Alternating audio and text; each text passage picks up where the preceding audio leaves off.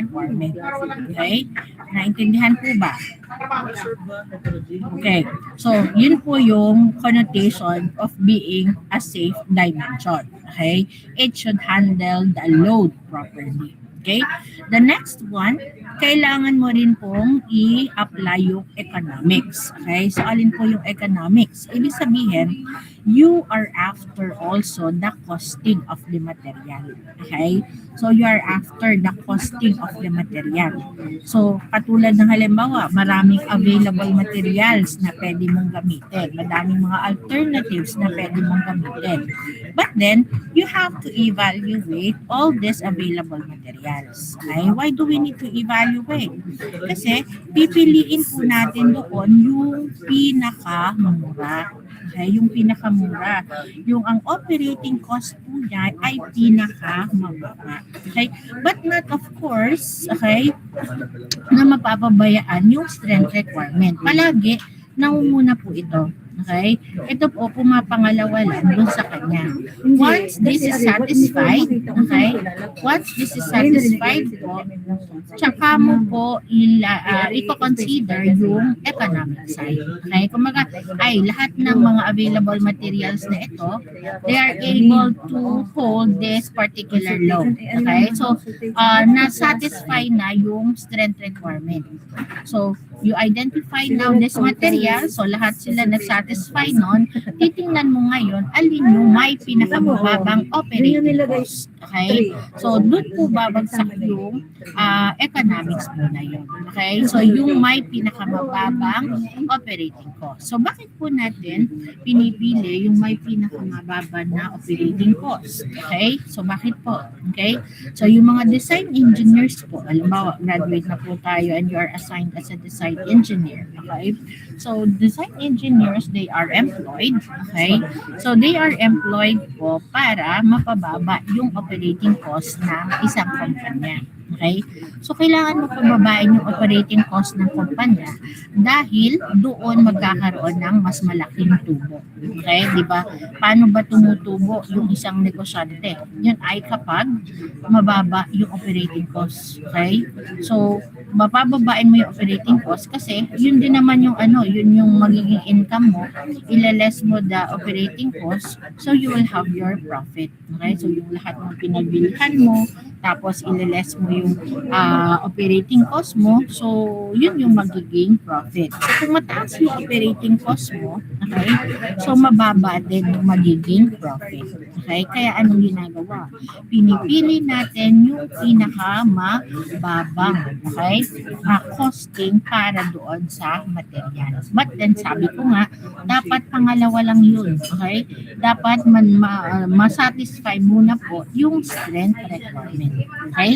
So, doon po pumapasok yung economic side. So, when we say a safe dimension, you have to consider both. Okay? So, yan po yung sa design natin na gagawin. Okay? We are to find the safe dimension, the most suitable dimension, satisfying the strength requirements and valuing the economic side. Okay? So, ano ang nagiging problema? Okay? Ano ang nagiging problema? Katulad na lang halimbawa doon sa mga flood control project. Okay? Mga kung ano-ano pang mga nakikita natin halimbawa nagkaroon ng disaster, biglang ay gumuho yung building. And mababalitaan mo lang, sasabihin niya, it makes use of substandard materials. Okay?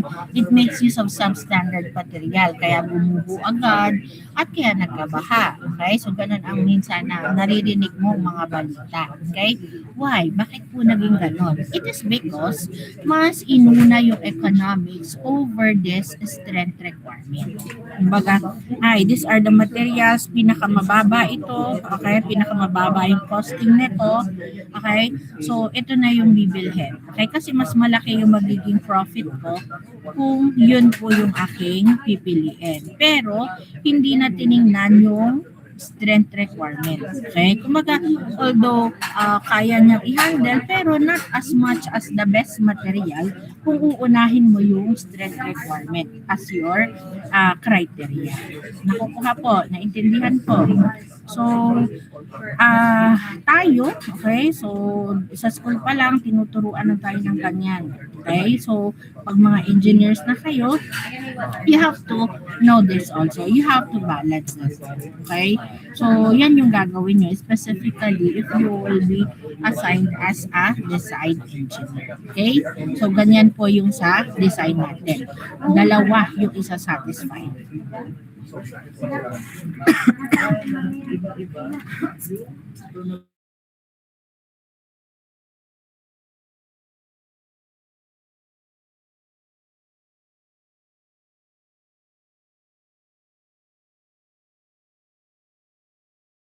Okay, so let us then continue. Now, paano po dito sa klase natin may consider yung economic side? Okay, kasi hindi naman tayo dito magkakaroon ng pag-ano, ng costing. Okay? So wala naman tayo magiging costing dito para makita natin alin ba yung may pinakamababa. Okay? So sa design po, sa computation po natin, mapakita na po natin yung economic side by simply expressing our answers, okay, our dimensions into what we call standard sizes. Okay? So, dito na lang po. Kahit dito lang po, mapapakita na po natin dyan yung economics. Okay? So, when we say standard sizes po, these are the commercially available sizes. Okay? Halimbawa, you are looking for dimension, okay, na gagamitin mo for the shaft. Gagamit ka ng bakal. Okay? Hahanapin mo ngayon ano yung safe dimension niya, kumbaga following yung strength requirement, okay, or satisfy the strength requirement. Okay, so you come up with say a diameter of 1.27 inches. Yan yung computed value. So this is the computed value.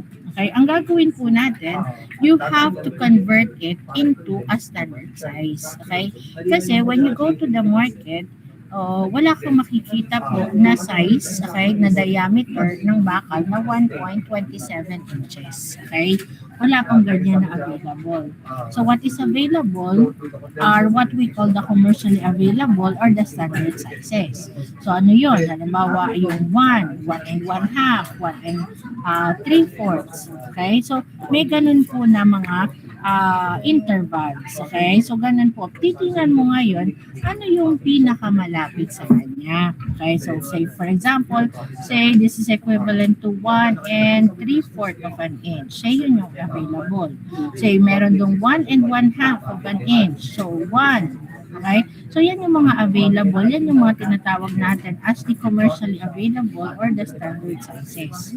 So yung ating pong answers on mga problems na isosolve po natin, say for example, you have this computed value, hindi po natin iiwanan siya as simply the computed value. Okay? Again, we have to convert that into the standard size. So you will be looking for the standard sizes.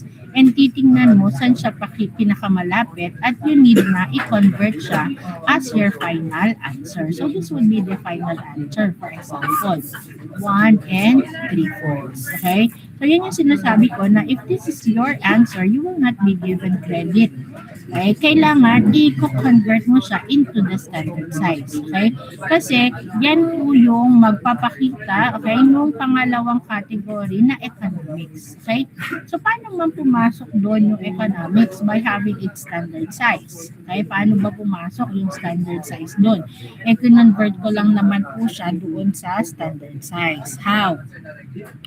Kasi kapag bumili ka nito, if you insist on using this, so you go to doon sa bilihan and then ito pa rin yung bibilhin mo, 1 and 3/4. Okay? Hindi mo pwedeng gamitin yung 1 and 1/2 kasi kulang. Okay? Kulang. And this one is the minimum safe dimension. Again, yung computed po natin, that would be the minimum safe dimension. Okay? So you consider it safe. Okay? So kapag ito po, 1 and 1, yan, 1 and 1/4. This is 1 and 1/2. Sorry po. And so, this is 1 and 1/2. Ang isa, 1 and 1/4. Yan. 1 and 1/4, 1 and 1/2. Okay, this is 1.25. This is 1.5. Okay, so ito po ang pipiliin natin is 1 and 1/2, 1.5. Kasi pag 1 and 1/4, kulang. Okay, so yan. So, again, paano po tayo makakatipid doon? Paano po pumasok yung economics doon? Okay, kasi kung ang binili natin is 1 point, ang gusto natin is 1.27, ang bibilhin mo pa rin is 1 and 1/2. Okay? And then, so that would be the original cost of the material. Okay? So this is the cost of material. Okay? Yun yung binili mo, 1 and 1/2. Tapos, if you insist on using 1.27, so madadagdagan mo yan ngayon ng ano. Okay? Dadalhin mo siya sa machine shop. Okay? So you have then the fabrication cost. Okay? Para yung 1 and 1/2 or 1.5 pa babawasan mo. Okay? Magiging 1.27 na lang. So ano yung naging costing mo ngayon? It would be the sum of the cost of the original material plus the fabrication cost para maging 1.27. Okay? So ibig sabihin, you have there an additional costing, which is sala din sa economics. Okay? Ang gusto nga natin yung pinakamura. Okay? Na operating cost. Nagdagdag ka pa lalo ng fabrication cost. Okay? So, ano po ang gagawin? So, kung ito yung pinili mo, 1 and 1/2, then let it be. Yun na yung gamitin mo. Hindi mo na kailangan pang ipa-fabricate para maging 1.27. So, sabi ko nga kanina, this is the minimum safe value. Okay? This is minimum safe value. Ibig sabihin, okay, kung yan ay minimum, yung 1 and 1/2, okay, this is safer than this value kasi mas malaki siya. Okay? So, ibig sabihin, hindi ka na nagdagdag ng fabrication cost. Alin lang ang iyong costing? It's simply the original cost of the material. Okay? So, yun po yung pasok ngayon dun sa economics. Okay? Naintindihan po. That is why we have to palagi convert our answers to the standard size. Okay? So yun lagi ang tatandaan natin. I-convert natin yung computed value natin to the standard size. Okay? Para maipakita natin itong economic side. Okay? So again, when we say machine design, you are to find the safe dimension, okay? Satisfying the strength requirements and considering the economics, okay? So, let us have now what we call the essence of design. So, this is the essence of design. Yan, okay? So, ano yung essence ng design? Una, know the property of material. Okay, so ito po yung tatandaan nyo. This will become our procedure in the design. Okay, yan lagi yung ating sunod-sunod, okay, step-by-step procedure sa pag-present ng solution. Okay, so the first one is to know the property of a material. Okay, so how do you know the property of the material? Okay, so ang una po natin hahanapin is yung code. Okay, know the property of the material as to code. Okay, so you are finished with materials engineering and testing. Okay, so we have what we call the AISI and the SAE designations for steel. Okay, so AISI is an acronym which stands for American Iron and Steel Institute, whereas SAE, that's the Society of Automotive Engineers. Okay? So, yung atin pong AISI and SAE, when you say designations, it would mean you are naming the steel. Okay? You name the steel as to its composition. Okay? Yung steel po natin, sa Tagalog, bakal. Okay? This is simply equal to iron plus alloying elements. Okay? Alloying elements. Yan. Okay?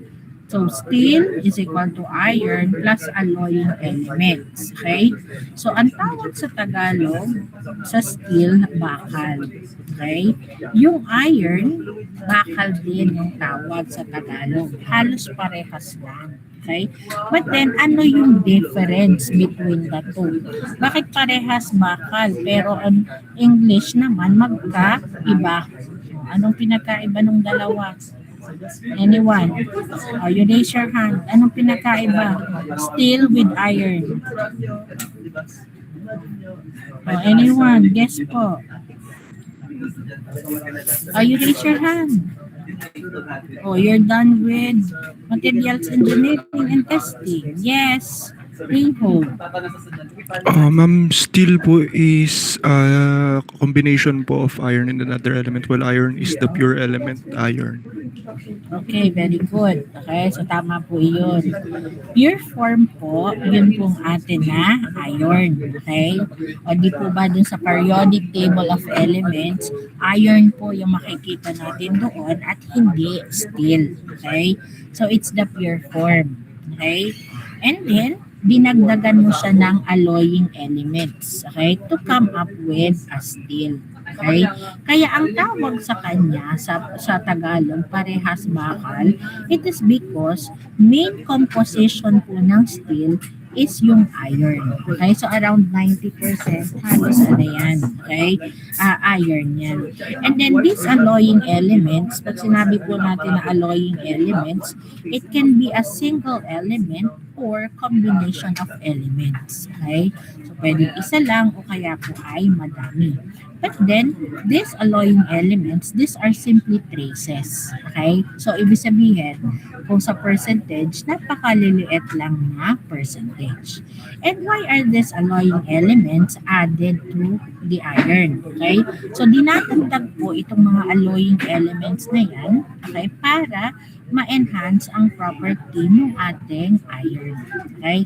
Say for example na lang po, kapag po yan ay pure iron, napakadali po niyang kalawangin. Okay? So, madali po siya mag-corrode. Okay? So, ang ginagawa po dyan, in application halimbawa po sa yung mga po natin sa food, may kinalaman sa food. Okay? So, kung gagamitin mo yung material, may kinalaman dun sa food, so, ibig sabihin, you need a stainless steel variety. Okay? So, hindi pwede yung pure iron. Okay? So, you will be adding an alloying element to make it stainless. Okay? So, hindi mo pwedeng tawagin as stainless iron. Okay? You call it stainless steel. Why? It is because it's iron, you add daw a certain alloying element para maging non-corrosive siya. Okay? So, in particular, ano pong alloying element ang ginagamit natin para siya ay maging stainless steel? O anyone po? Gusto ko magkaroon ng stainless steel variety. Yes, John Paul. Ma'am, chromium po. Okay, correct. Okay, so you will be needing chromium to come up with a stainless steel variety. Okay? So, iyan po yun. Okay, but then sabi ko nga, yung alloying elements natin na yan, these are simply traces lamang.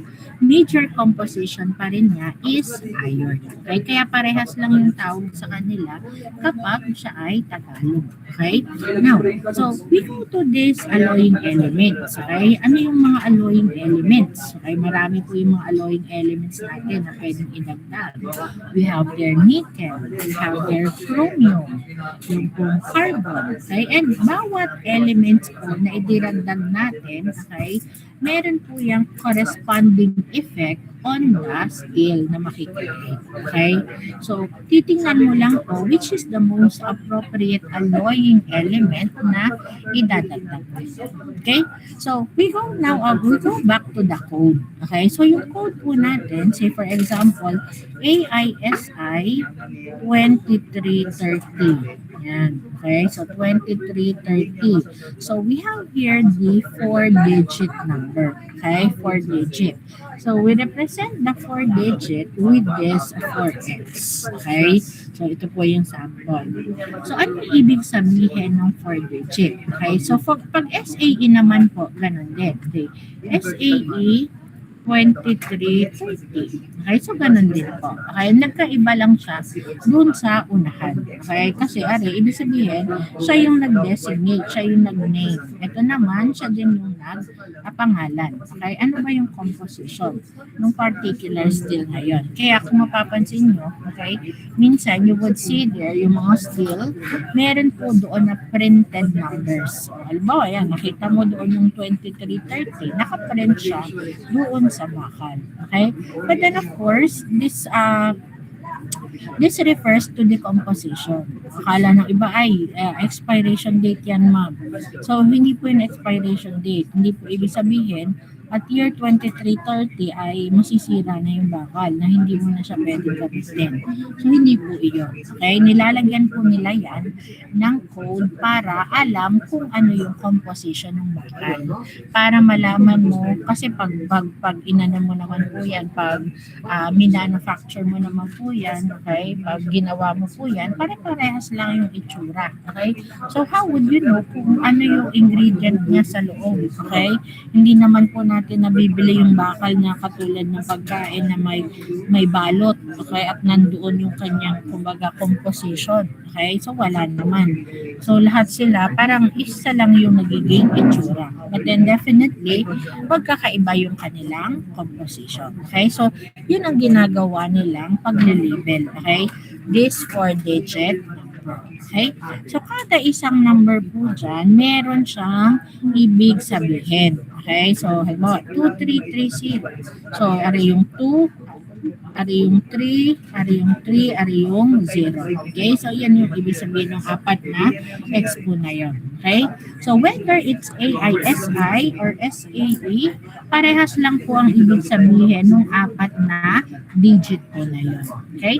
So, the first digit refers to the type of steel. Okay? So, ano yung mga type ng steel? So, ang possible po nating makita sa unang digit is from 1 hanggang 9. Okay? So, 1 yung nasa una, 2. Katulad dito, 2 yung nasa una. So, ano ibig sabihin? Kapag 2, it is a nickel steel. Okay? It's a nickel steel. Pag 1 po yung nakita natin, meaning it's a carbon steel. Pag 3, it's a combination of nickel and chromium. Pag 4 po yung nandun, it would be a molybdenum. Pag 5, it's chromium. Pag 6 is chromium vanadium. 7 is tungsten chromium. 8, ito po yung tinatawag na triple alloy steel. Okay, triple alloy. Kasi may nickel, may chromium, at may molybdenum. Okay, at kapag 9 naman po, it is silico-manganese. Okay, so depende po sa unang number yung type ng steel. So sample po natin, 2330, this one is a nickel steel. Okay, next. The second one would be the percentage of major alloying element. Okay? The percentage of major alloying element. So, dito po, in this case, we have there 3. Okay? 2, 3, 3, 0. Okay? So, yung 3 would mean 3%, okay, of major alloying element.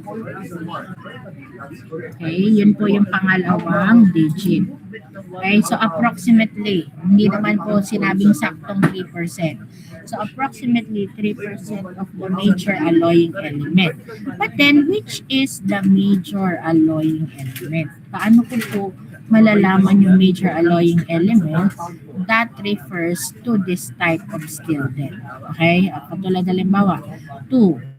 This is nickel steel. Ibig sabihin, ang major alloying element dyan is your nickel. Okay? Kasi, sabi nga natin, steel is equal to iron plus alloying elements. So, sa percentage, pinakamarami pa rin yung iron. Okay? Pag sinabing major alloying element, dito mo yung kukuhanin. Okay? Halimbawa, dito sa alloying element, may nickel, may carbon, okay?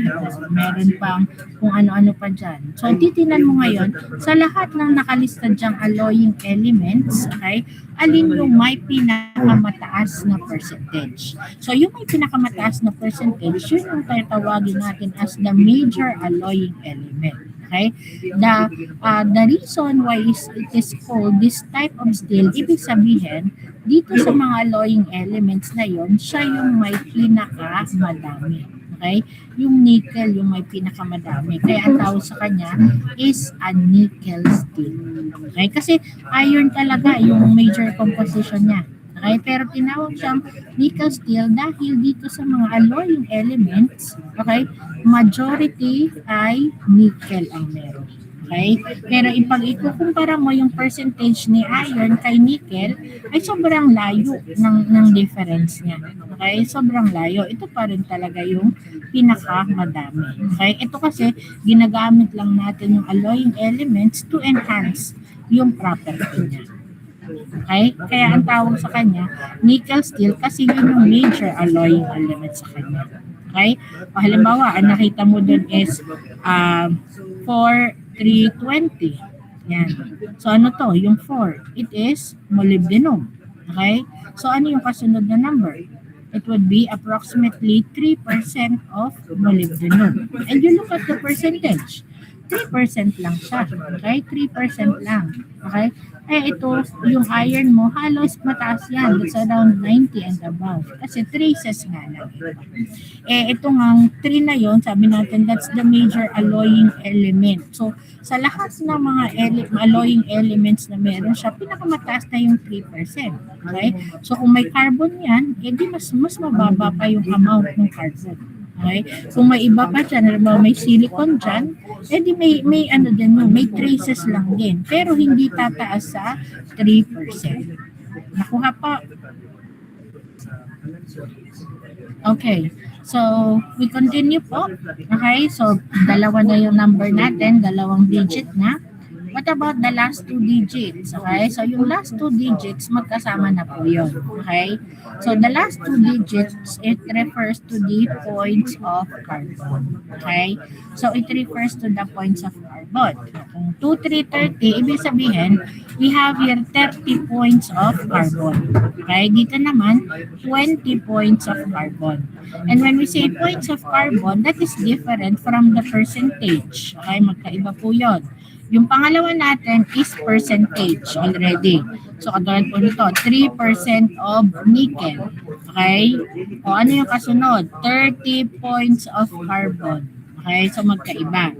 So, if you wish to convert the points of carbon, okay? So, if you wish to convert the points of carbon, yung 30 points of carbon, that is equivalent to 0.30% carbon. Okay? So, ang gagawin mo lang, lalagyan mo lang ng decimal point sa una. Yan. Okay? So, 0.30%. Okay? Naka-print ka na, mami? Okay. So, 0. Depende. Kung akin hindi, mamaya aayusin ko pa. So, 0.30% ng carbon. Okay? So, ganun mo lang po siya. Hindi po pwedeng, baka ang kalimitan pong mali, ang ginagawa is 30% carbon, which is wrong po. Okay? So, maliit lang po ang percentage ng carbon dyan. Kasi nga, yung second digit po, yun po yung ating major alloying element. So, mas mataas yung percentage niya as compared to that of the carbon. Okay? So, when you say AISI 2330, paano po natin yung i-interpret? It is a nickel steel with approximately 3% of nickel and 0.30% of carbon. Okay? So, yun po yung ibig sabihin, interpretation yung particular na number po na yun. Okay? Designated by AISI or designated by SAT. Okay? And then sa design po, ang pinakamahalaga po dyan is the points of carbon. Okay? Kasi through the points of carbon po, you are able to determine whether the material is ductile or brittle. Okay? So from the points of carbon, malalaman mo po kung ang material natin is ductile or brittle. Okay? And sa design po, it really matters. Okay? Ang unang-una po nating dapat alamin if the material is ductile or brittle. Kasi magkaiba po yung procedure or yung magiging standard po natin ng pagde-design ng ductile versus that of a brittle material. Okay? So, yun po yung tatandaan natin. So, paano po natin malalaman? Halimbawa nga po, binigay lang sa atin is AISI 2330. O, paano ko malalaman kung ductile ba yan or brittle ba yung steel na yan? Okay? By simply knowing the, ano po natin, the designation, okay? Na-interpret mo siya, malalaman mo siya kung ductile or brittle based on the last two digits. Okay? So, ductile po, yan po yung low and medium carbon steels. Okay? Low and medium. Kapag brittle po, yan po yung high carbon steel. Okay? So, paano ko po malalaman? Okay? So, you have here the points of carbon. Okay? If the points of carbon is less than or equal to 50, yan po yung low or medium carbon content. Okay? Yan. Low or medium carbon content. Yan. So, kapag po less than or equal to 50, okay, yan po ay ductile. Okay? Referring to the points of carbon. Kapag po naman siya na ay greater than 50, yan po yung high carbon content. So, you consider the material to be brittle. Okay? So, tingin pa lang po dito, AISI 2330, we know that this one is a ductile material. Why is it a ductile material? Because it contains 30 points of carbon. Okay? Nasundan po ba yun?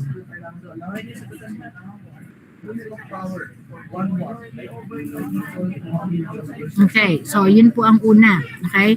So why do we need po, okay, to determine whether the material is ductile or brittle? Okay? Kasi doon po nakabase yung basis natin ng design. Okay? Basis ng design. Kapag po ductile, basis of design will be the yield strength. Okay? Kapag po brittle, basis of design is the ultimate strength. Okay? So, you will be recalling there DBU. D-Y-B-U. Yan po yung mahalaga sa design. Okay? DBU. Ductile ay yield. Brittle ay ultimate. Okay? These are the basis of your design. Not unless stated. Okay? Pag hindi po stated, you stick with this. Ductile is for yield, brittle, ultimate. Okay? Pero kung siya po ay naka-state, halimbawa nakita mo ay ductile, but then basis of design is ultimate, yun po yung susundin natin. Pero pag wala pong binanggit, you have to stick with this. Okay? Yan. So, magkaiba po kasing i-design si ductile at saka si brittle material. Kaya ang unang mong dapat malaman is to categorize the given material whether it is ductile or brittle. Okay? Now, balikan ko po itong designation. Ano po yung pinagkaiba? Okay, so AISI at SAE. So sabi nga natin kanina, these are two agencies, okay, na nag-name ng steel. So, referring to the 4-digit, magkaparehas lang po. Okay, pero ano yung pinagkaiba ng dalawa? Pinagkaiba po ng dalawa, ito pong AISI, it comes with letters or group of letters. So, mayroon pong additional na letter or group of letters si AISI. Halimbawa po, AISI, okay, C2330. Okay, so that's a letter na inad po before the number. Okay, pwede din naman po na AISI 2330 WQT. Yan. So ito naman po, group of letters added after the number. Okay? So, ang AISI po lang yung may ganun. Ang SAE po, wala. Okay? So, ang AISI may additional letter or letters added before or after the number. Naririnig ka po ako. Medyo maingay lang po kasi dito. Yan, okay? So, never mind na lang po yung maingay na background. Okay? Ako na lang po ang pakinggan. Pag hindi na lang po masyadong marinig, taas na lang po ang kamay para po uulitin ko na lang. Okay? So, ano po ngayon yung ibig sabihin ng letter or group of letters na meron si AISI? Okay? So, the letter or the group of letters that refers to the processes. Okay? The process or processes na in-undergo nung material bago siya mabuo. Okay? Bago mabuo yung steel, ito yung kanyang process na in-undergo. Okay? So, I hope this has been tackled sa inyong materials engineering and testing. Okay? So, there are ibig sabihin ng bawat letter na yan. Okay? And bawat letter po na yon, it refers to a certain process. Halimbawa po, yung WQT. Ano ba yung ibig sabihin ng WQT? Sino pong nakakatanda? Ano pong ibig sabihin ng WQT na process? Yes, Carl? Water quench tempered po. Okay, water, quench, and tempered. Okay, so tama po yung sinabi ni Carl. Okay, so that's water, quench, and tempered. Yun po yung procedure nung pag kung napanood nyo po yung movie ng Panday. I do not know kung may Panday pa. Ano? So, yun po yung you have there yung sword. Okay, ang gagawin po doon, iinitin. Okay, once na mainit na po siya, bigla mo siyang ilulublog doon sa tubig. In that way po, yung steel po natin nas nagiging matigas. Okay? So, it increase yung hardenability ng material mo po. Okay? So, yun po yung WQT. Okay? Water, quench, and tempered. Okay? So, there are other pa po na mga letters na ginagamit po. So, try to look for those po. Okay? Halimbawa, may nakita kang OQT. Ano yung OQT? Ano yung OQT? OQT. Anyone? Yes, Kelvin. Oil quench tempered po. Okay, oil, quench, and tempered. Ibig sabihin, nag-iba lang tayo ng quenching medium. Okay? Sa kanina is water, then ginawa lang natin na oil. Okay? Halimbawa naman po ay DWQT. Ano naman ang DWQT?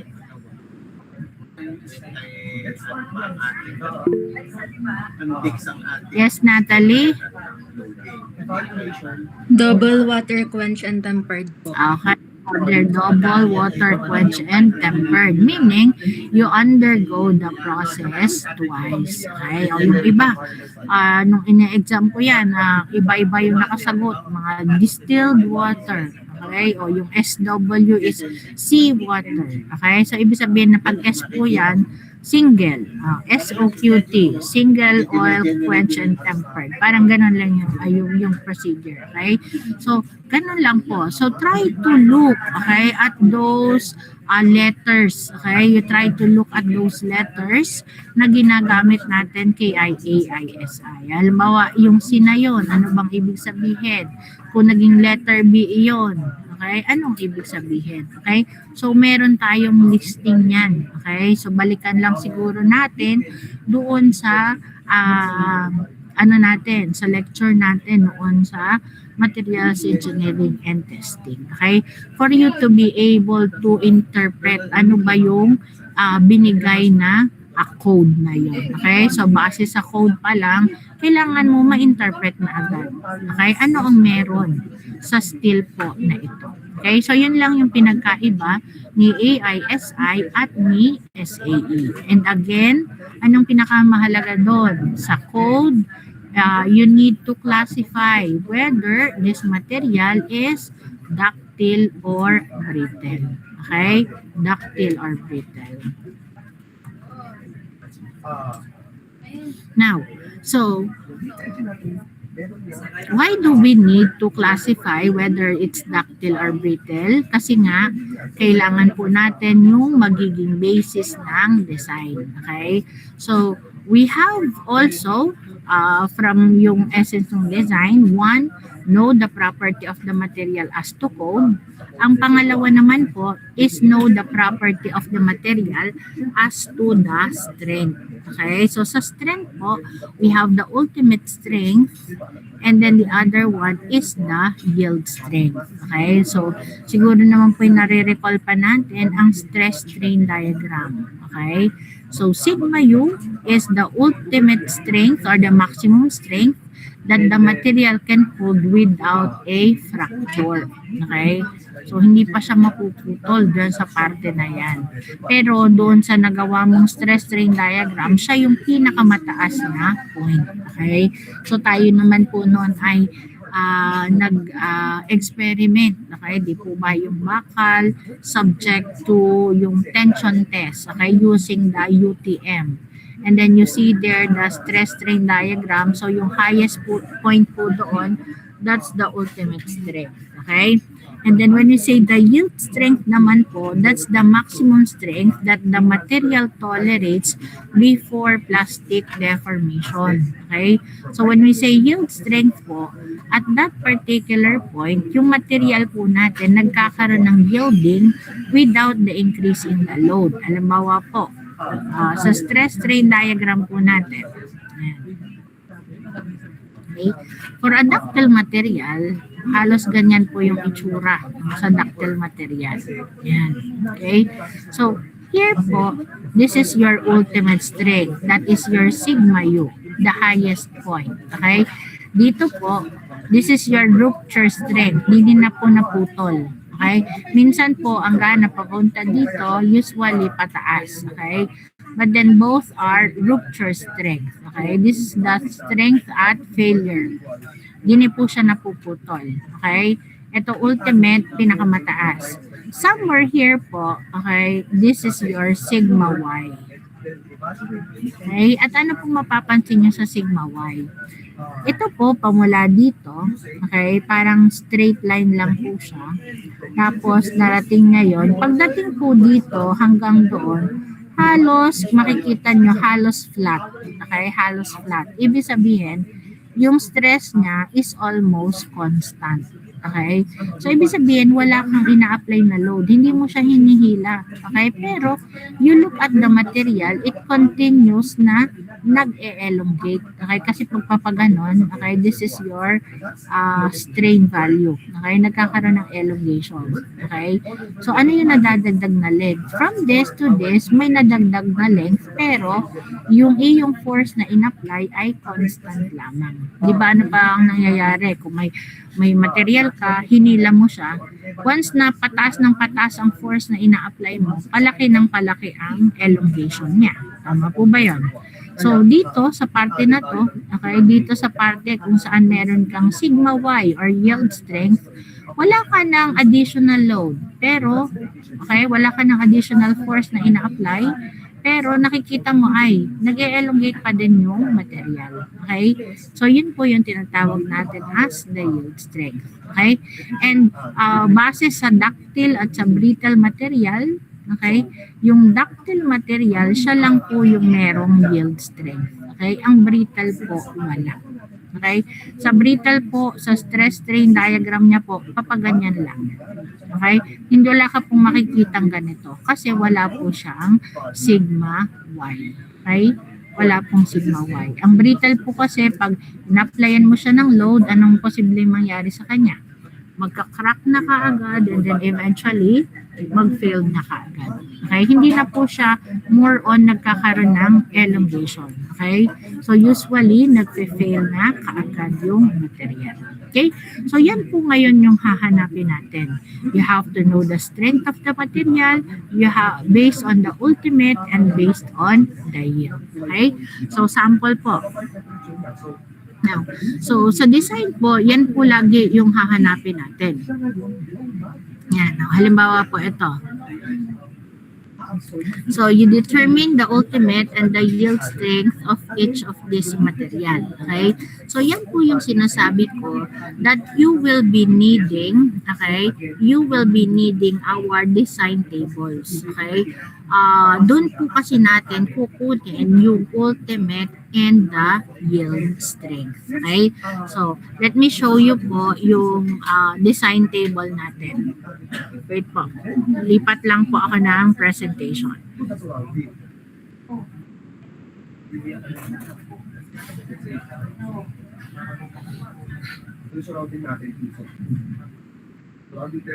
Ambient temperature, i-release natin sa dyan.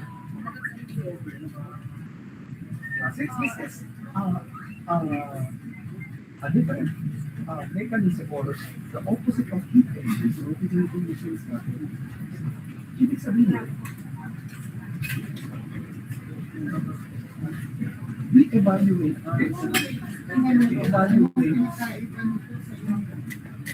our system with the work.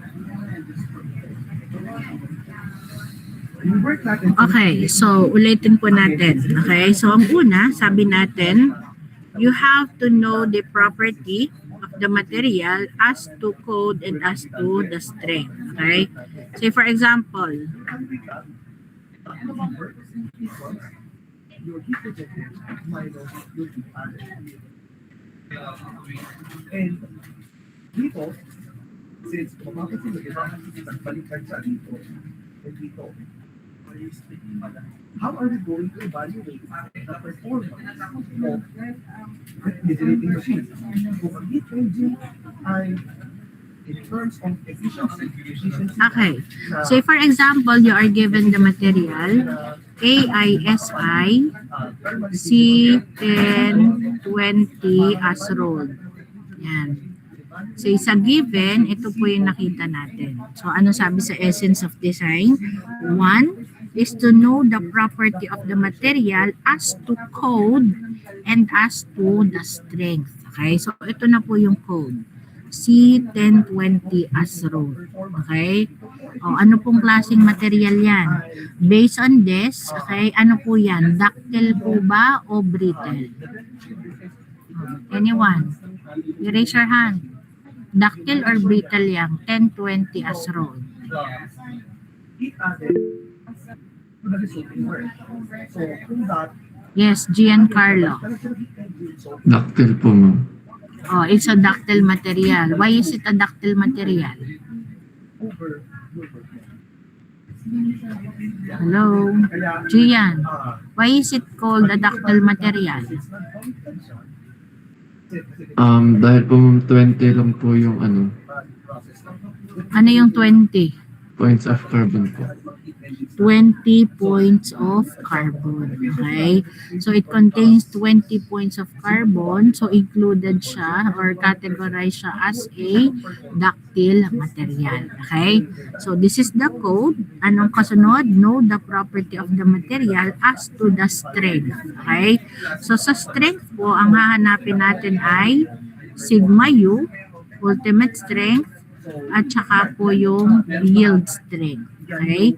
So, saan po natin makukuha ang value ng ultimate strength and yield strength ng C1020 as rolled? Okay? So, hahanapin mo po dito sa mga design tables po natin. Okay? Yan. So, ito po yung mga design tables. Yan. May naka-label naman po dyan. Okay? So, in particular, doon po natin yan makikita sa table 87. Okay, yan. So, ibabrowse mo po yung mga table and then you look kung saan mo po makikita yung given material. So, yan po yung sinasabi ko na table 87. Ang iba ang pagkakaintindi ay table 87. Yan, hindi po. 87. Okay, yun po. So, dito nyo po hahanapin yung given material. Anong sabi niya? C1020 as rolled. Okay? So, dini po ngayon, ito po yung AISI number. Okay? So, C1020, dini mo po hahanapin. So, there are several C1020 po dito. Okay? So, doon mo ngayon sa condition, doon mo hahanapin yung as rolled. So, nasan yung C1020 as rolled? So, you have this. Kasi ari yung as rolled. Okay? So, you have seen the material. Okay? Ano ang kasunod? Hahanapin mo yung sigma U, which is the ultimate strength, and sigma Y as the yield strength. Okay? So, ano yung sigma U? Okay? So, sigma U po niya ay ito. Pag nakita mo po doon sa table, you have their SU. Paki-ano nyo na lang sa screen nyo. Paki-pin nyo na lang to para makita nyo na ng ayos. Okay? So, yung SU, okay? Yung SU po na yon, yun yung ultimate strength. Okay? So, yan po yung sigma U. Okay? So, ito po yung as rolled. So, ito po yung value, 65. Anong unit? KSI. Okay? At alin naman po ang sigma Y, yung pong tensile yield, SY. Okay? Yung SY po na yan, yan po yung sigma Y. Okay? So, 65 and the other one is 48. Okay? So, lalagay siya natin ngayon din eh. Balik po tayo din ha. Yan. So, 65 KSI and then the other one is 48 KSI. Okay? Ano pong ibig sabihin ng KSI? KSI stands for kips per square inch. Okay? Kips per square inch. Okay? So, yan pong kip, okay? 1 kip is equal to 1,000 pounds. Kilo. Yung KI po is kilo pound. Kaya 1,000 pound. So, when we say 1 KSI, that's equivalent to 1,000 PSI. Okay? Pounds per square inch. Naintindihan po? Okay, so sigma U, sigma Y ang hahanapin. Ultimate and yield. Okay, pero hindi po doon natatapos. Okay, after po noon, balikan po natin yung table 87. What would be our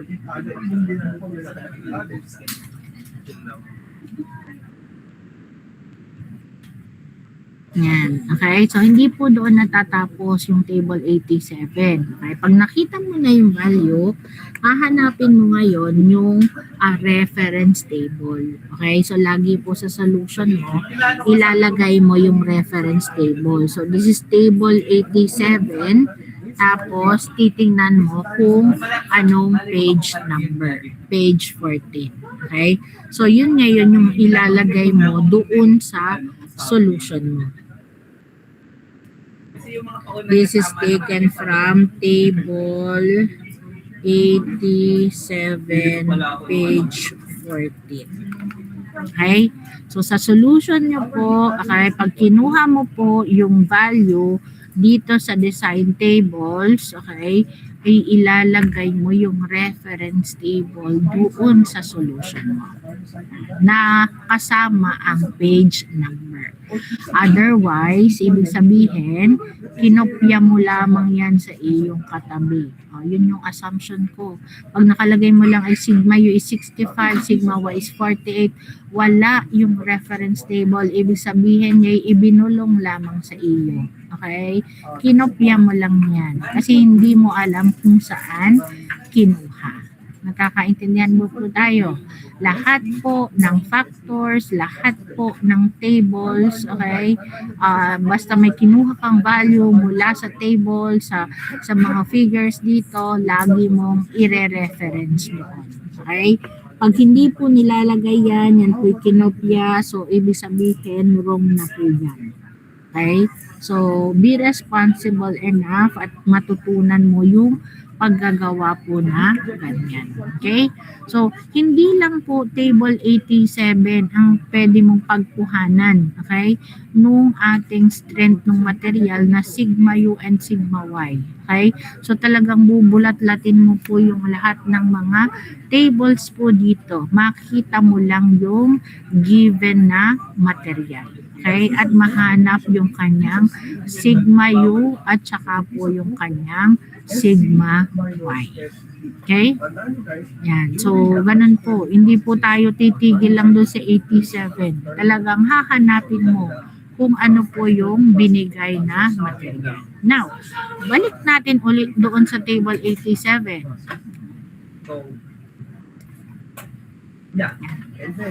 Medyo nakakahilo po pag dito lang natin titingnan. Kaya sabi ko nga dapat you have your own copy. Pakibigay na lang sa akin. Sino nga ang aking ano dito? Sino nga po ang aking coordinator dito? Si John Paul. Okay? John Paul, ibigay mo na lang sa akin yung bilang. Okay? Para mabigay ko sa yung copy. Okay? So, both the lecture at saka po itong sa design, ano po natin, tables and chart. Figures. Yan. Going back to table 87. Yan. Now, ang nakalagay lang po dito is AISI number. Okay? So, paano pag ang binigay is SAE na ano lamang, number lamang. Okay? SAE, say, 10, 20. Yan. So, alin po iyon? Okay? So, whether AISI or SAE yan, yun din po yung kanyang magiging value.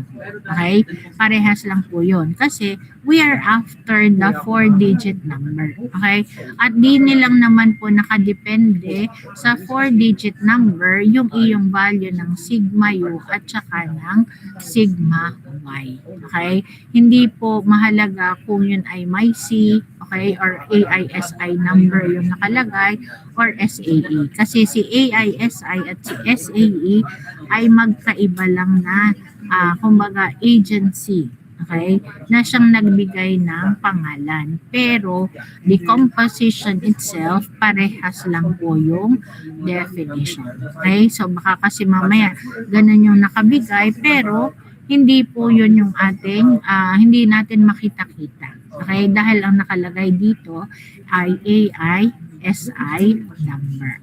Okay, nasundan po ba?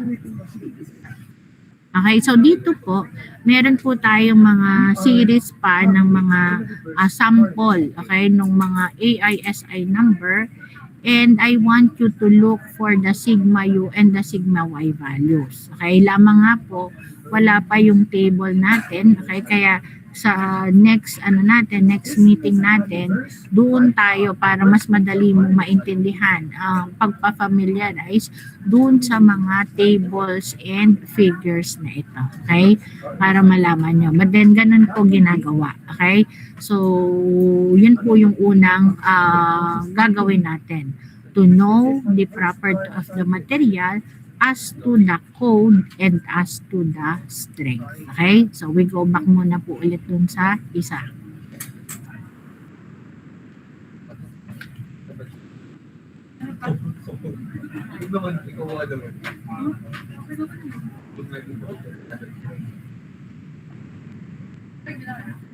Reverse Carnot cycle is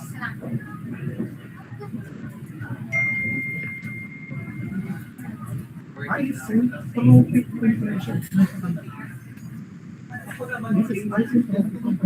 Again, ang first cycle tayo, ano ba tayo nagtapos yan? Tapos tayo Yan. Ito po yung sinasabi ko, mga sample. Okay? So, since wala po kayong hold na table dyan, mahirap po natin na i-example muna. So, pag meron na po tayo na table, para alam nyo rin kung saan-saan sila kukuhanin. Okay? So, minsan po kasi, hindi ganun kadali. Okay? There are processes na kailangan mong gawin na hindi katulad nung sample natin na 1020 na right away you would see there the value. Okay? Meron pong iba na may kaunting computation before you arrive at the value. Okay? So, that is basically yung number 1. Know the property of the material as to code and as to the strength. Okay? Ano po yung number 2? Apply a suitable factor of safety. Okay? When you say factor of safety po, ito po yung tinatawag din natin as the design factor. Okay? So, other books po, they call it design factor. Okay? Sa iba naman po, factor of safety. Ang iba may tinatawag pa na factor of ignorance. Okay? So, pare-parehas lang po yung tatlo. Okay?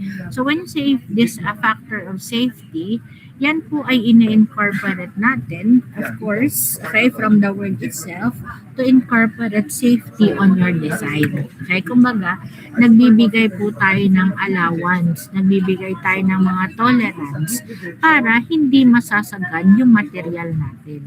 Okay, parang halimbawa, kapag nakakita ka ng isang sumakay ka ng elevator, okay, so makikita mo doon nakalagay ay maximum na capacity is 10 persons or may amount ng load na nakalagay.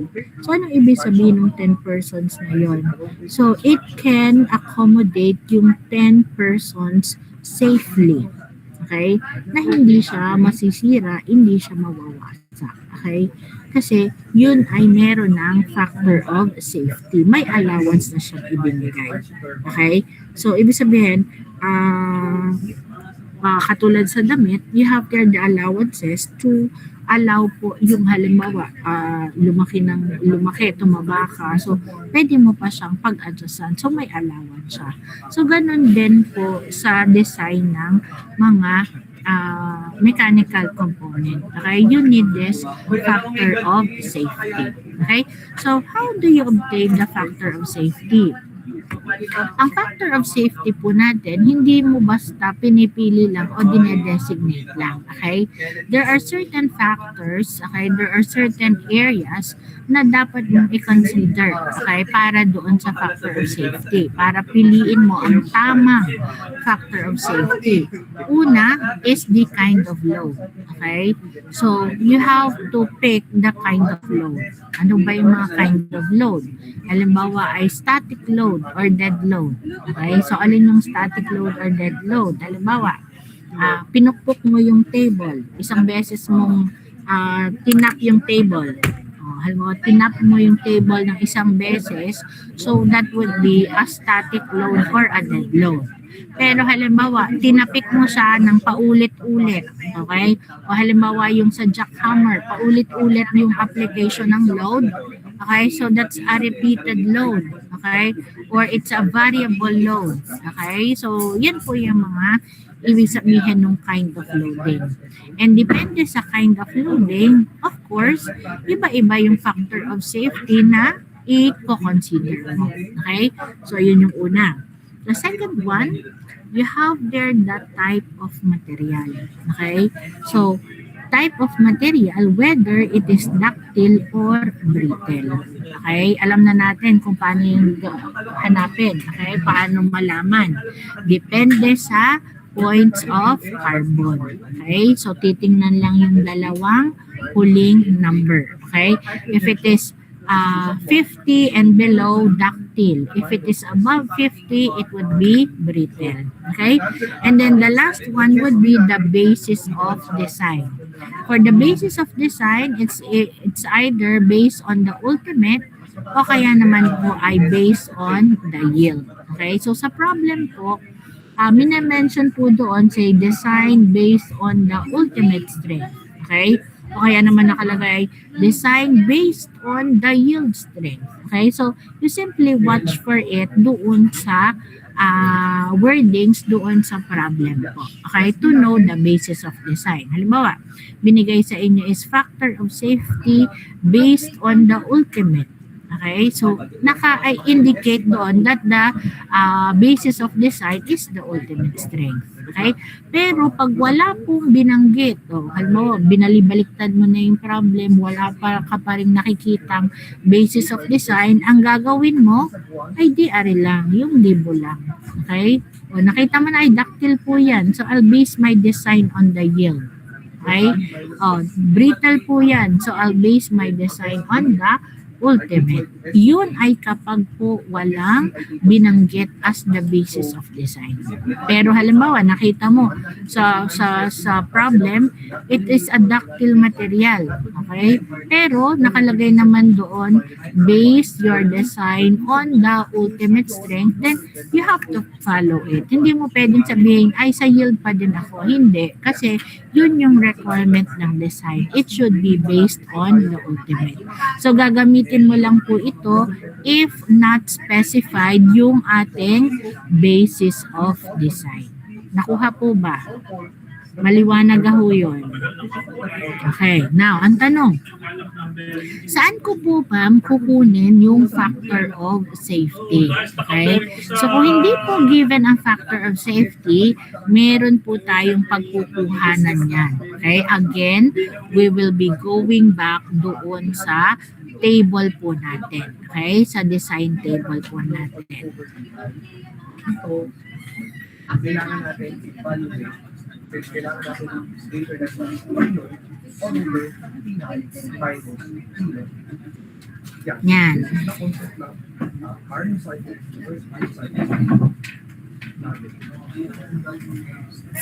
So, saan po natin dito makukuha? You look for table 1.1.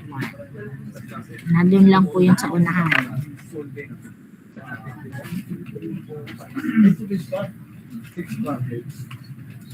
Yan. Yan. Table 1.1, factors of safety or the design factors. Okay? So, dyan nyo po makukuha ang value ng factor of safety. So, ano po ulit ang sabi ko kanina? We have yung tatlong titingnan mo po para mapili mo ang tamang factor of safety. Una is the kind of load. Okay? So, the first one, patapos na ako, 2:30. Una po is the dead load. Okay? The second one is yung repeated. At ari pong huli, ari po ay heavy shock. Okay? Heavy shock po. Yun po yung pangatlo. Dead load, repeated, but then one direction. Ang pangatlo is repeated reverse. Okay, both mild shock po yun. And then the last one is a heavy shock. Although shock lang po ang nakalagay doon, ibig sabihin po niyan ay heavy shock po yan. Okay? So yan po yung kind load. Okay? So ito po yun. Ang dead load, yun yung static load. Yun yung sabi ko kanina. If you tap the table once, that would be your dead load. Sample po iyon. Pero katulad halimbawa yung sa jackhammer, yun po yung repeated, okay, na loading. Okay? So you check again yung doon po sa problem kung ano yung kind ng load. Okay? So tapos tingnan mo po dito alin yung applicable, okay, na kind ng loading. Okay? Hindi po kasi laging repeated one direction or repeated reverse. Okay? So, minsan, nag-iiba yung wording. Okay? So, pipiliin mo alin yung katulad dito. Okay? Pag wala naman pong binanggit as to the type of loading, ano po ang ating assumption? Okay? Lalagay mo lang, assume dead load. Okay? Yun lang po. Okay? Pag wala pong nabanggit, you assume a dead load. Okay? Now, anong sunod? Type of loading. Ano pang kasunod? The type of material. Okay? Di ba yun yung mga binanggit ko kanina? Kind of load, the type of material, and the basis of design. Yan yung para mapili mo yung factor of safety. Ito ngayon yung type of material. Ari po yung para sa ductile, ari po yung para sa brittle. Okay, so aring lahat para sa ductile, ari para sa brittle material. Okay? And then the second one, paano malalaman kung ductile or brittle? Based on the points of carbon. Okay? O, tapos, based on the basis of design. Okay? Anong basis of design? Based on ultimate. Okay? Ari yung sigma U. At ari yung based on yield. Okay? Yan. So, ano pong mapapansin nyo? Kapag ductile, it can be based on ultimate and based on yield. But then kapag brittle, it is based on the ultimate only. Okay? Dahil ang brittle material ay walang yield strength. Okay? Yan. So, halimbawa, yan. So, what would be the factor of safety? Halimbawa, ito ang question natin. So, what would be the factor of safety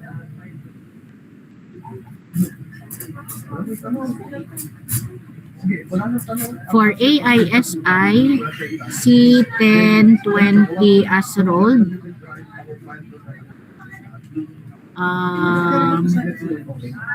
Based on ultimate strength, sigma U.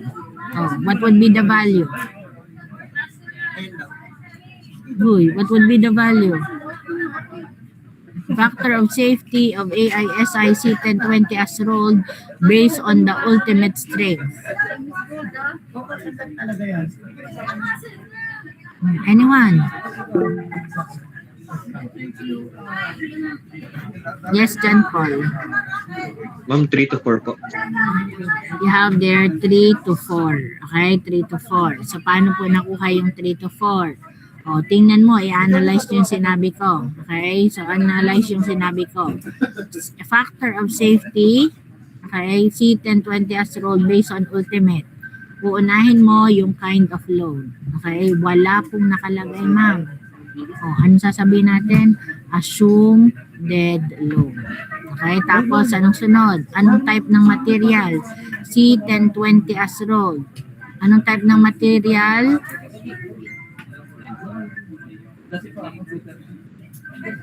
Hello? Anong type ng material? Ductile po, ma'am. No, you have there ductile material. Okay? So, ano pang kasunod? So, dead load, ductile. And then kasunod is basis of design. Based on ultimate. Okay? Yun yung sinabi dito. So, kind of load is dead load, ductile based on ultimate. So, ari po yung value. Okay? So, nakalagay natin, Fs is 3 to 4. Okay? So, you look at the value now. Okay? You look at the value. Oh, ang nakalagay po dyan is 3 to 4. So, ibig sabihin, you can use 3, you can use 4, you can use 3.5, 3.2, 3.8, any value basta within the range. Okay? So, marami kang pagpipilian. Okay? Pwede mong gamitin kasi naka-range siya. Okay?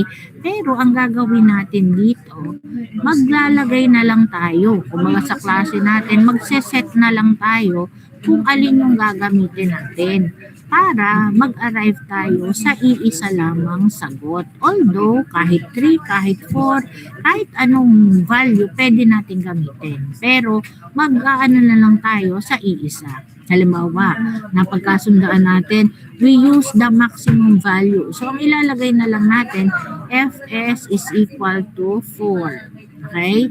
Kasi yun yung napagkasundaan natin. We will be using the maximum value. Yan.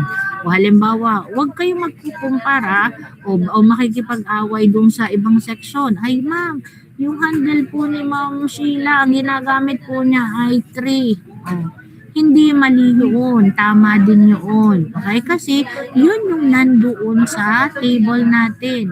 Pwede mong gamitin as long as it is within the range. Ma'am, may nakita po ako na old exam, ang ginamit po ay 3.5. Oh, tama din yun. Okay? Kaya wag mong ikukumpara. Kasi kanya-kanya yun na sinet. Okay? Para mag-arrive ka lang sa iisang sagot. Nakakaintindihan ba tayo? Yan. Diyan ko nahuhuli yung basta lamang nagbabasa ng mga old exam. Sinasa ulo yung old exam. Oh. Halimbawa ay binago ko na yung napag-usapan namin. Ay, ari, kay Ma'am Rosel din ito na exam. Oh. So, ito din yung kanyang ito din yung kanyang exam dati. Kukopyahin ko na lamang. O, not knowing na ang sinet ko pala noon ay minimum value. O, edi sala ang iyong sagot ngayon. O, kasi hindi ka nakinig, tapos sinaulo mo lang yung iyong sagot. Nakuha pa. Oh, so, isi-set po natin yan kung alin yung gagamitin po natin. That is, kapag po naka-range po na ganyan yung ating factor of safety.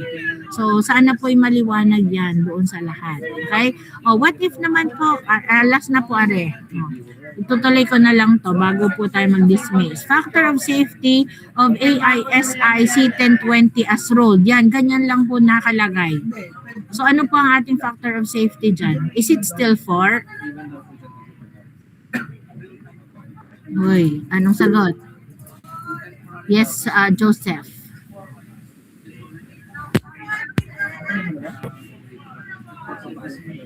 Joseph? 1.5 to 2 na po, ma'am. Okay, tama si Joseph. 1.5 to 2 na. Kasi susundin mo na dyan yung based on yield. Kasi walang binigay na basis of design. So you follow yung debo. Kaya naging 1.5 to 2. So kung isa-set natin ay maximum, ano yung FS natin? It should be equal to 2. Okay, naintindihan pa? So, ganun mo po gagawin. So, i-recap naman po natin ito next time. And then, as I have said, kung kinuha po sa table, dapat laging may nakalagay. Fs is equal to 4 taken from table 1.1 page 1. Yan. So, laging may reference table na paglalagay. Okay? So, i-continue na lang po natin next time. Okay? John Paul, paki-forward na lang sa akin nung number para next time you have your copies already. Okay? So, I'll stop the presentation. Sorry, nag-over ako ng 2 minutes. Okay? So, pa-open na ako ng camera. Bilisan na lang ng baka may klase pa kayong sunod.